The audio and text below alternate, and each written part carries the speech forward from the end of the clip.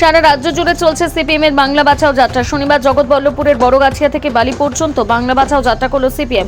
এদিনের যাত্রার পুরো ভাগের ছিলেন হাওড়ার সিপিএম নেতা সব্যসাচী চক্রবর্তী। তিনি বলেন, বিজেপি এবং তৃণমূল দুটি দলই বাংলার ক্ষতি করছে, তাই বাংলাকে বাঁচাতে সিপিএম তথা বামপন্থী পুনর্জাগরণ দরকার। শহর, গ্রাম, পুরসভা প্রতিটি এলাকায় তাই বাংলা বাঁচাও যাত্রা চলছে।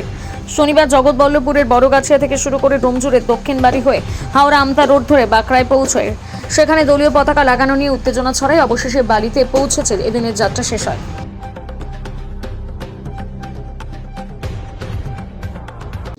বাংলা বাঁচাও যাত্রার মধ্যে দিয়ে আমরা যেটা বলবার চেষ্টা করছি, বাংলা বাঁচাতে হবে। বাংলাকে বাঁচাতে গেলে বাংলার পাড়া, বাংলার পৌরসভা, বাংলার পঞ্চায়েত, বাংলার গ্রাম শহর বাঁচাতে হবে। তার জন্য বামপন্থার পুনর্জাগরণ দরকার।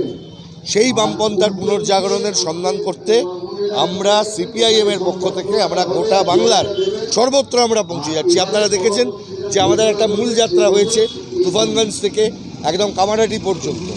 আবার আমরা জেলাগুলোতে বিভিন্ন জায়গায়, আমাদের জেলায় আমরা ইতিমধ্যে উদয়নারায়ণপুর থেকে শ্যামপুর করেছি, আমরা আজকে বড়গাছিয়া থেকে বালি পর্যন্ত আগামীকাল পর্যন্ত করব। আজকে আবার এখানে হচ্ছে, আপনারা জানেনই, আমতা থেকে তুলসীবেড়িয়া পর্যন্ত আবার যাত্রা হচ্ছে।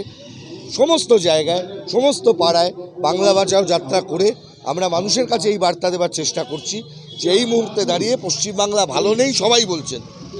আমরা এর সমাধান চাই। আমরা মনে করি না ভারতীয় জনতা পার্টি আর তৃণমূলের মধ্যে কোনো গুণগত ফারাক আছে। আমরা মনে করি না নেতার মুখ বদলে এই লড়াই বদলানো যাবে। যদি মানুষের আজকের অবস্থার পরিবর্তন করতে হয় তাহলে নীতি বদল করতে হবে, আর নীতি বদলের জন্যই বাংলা বাঁচাও যাত্রা।